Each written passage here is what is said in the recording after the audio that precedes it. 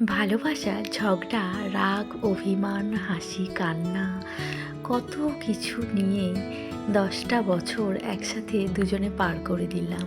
আজ আমাদের অ্যানিভার্সারি। তো আজ আমরা ভীষণ খুশি। আমাদের অ্যানিভার্সারি আজকে একটু ছোট্ট করে নিজেদের মতো করে সেলিব্রেশন করলাম প্রত্যেকবারের মতোই। বাড়িতে সেলিব্রেশনের পর আমরা চলে গিয়েছিলাম মহারাজা ক্লাবে রাতে ডিনার করতে। আর আমাদের মুনসোনা তো গিয়েই প্রথমে পোজ দিয়ে ছবি তুলতে শুরু করে দিয়েছে, আর আমরা এখন ঢুকে পড়েছি মহারাজা ক্লাবের ভিতরে।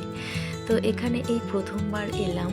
ভিতরে এসে বেশ ভালো লাগছে, চারিদিকটা খুব সুন্দরভাবে পরিপাটি করে সাজানো। আর এখানেতে আমরা আজকে ডিনার করব, তো এত ভালো পরিবেশটা এখানের। এখন একটু ফাঁকা ফাঁকাই আছে, আমরা একটু সকাল সকালই চলে এসেছিলাম, কেননা খেতে খেতেই আবার অনেকটা রাত্রি হয়ে যাবে। আর মুনসোনার শরীরটাও খুব একটা ভালো নেই আজকে, তো সেই কারণে। আর এসে আমরা প্রথমেই নিয়েছিলাম ফিশ বাঞ্জারা। আর এই ফিশ বাঞ্জারাটা খুব ভালো টেস্টি ছিল, খুব ভালো লেগেছে খেতে। আর তারপরে নিয়েছিলাম তন্দুরি রুটি আর চিকেনের একটা আইটেম। তারপরে নিয়েছিলাম আমরা কাশ্মীরি পোলাও আর সাথে মাটন রোগান জুস। তো খাবারগুলো কিন্তু ভীষণই ভালো। আর এই রেস্টুরেন্টটা আমাদের হাওড়ায় কিন্তু খুব বেশি দিন হয়নি, নতুনই বলা চলে একদম। আর তাই ভেবেছিলাম যে খাবার দাবার কীরকম হবে। তো খাওয়া দাওয়ার পর বেশ ভালোই লাগলো, বেশ দারুণ টেস্টি ছিল সমস্ত রান্নাগুলোই। আর আমরা তো খাওয়া দাওয়া করে নিলাম তিনজনে মিলেই, বেশ পেট পুড়ে খেলাম ওখানেতে।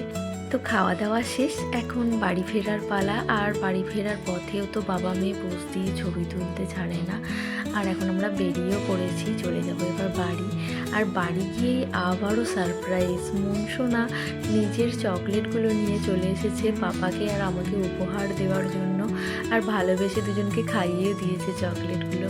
ও খুব মজা করেছে আজকের দিনটা। ও সারা বছর ধরেই অপেক্ষা করে থাকে ওর জন্মদিন, আমাদের অ্যানিভার্সারি, এইসব ডেটগুলো সেলিব্রেশন করতে ও ভীষণ ভালো লাগে। তো চলুন আজকের মতো টাটা সবাইকে।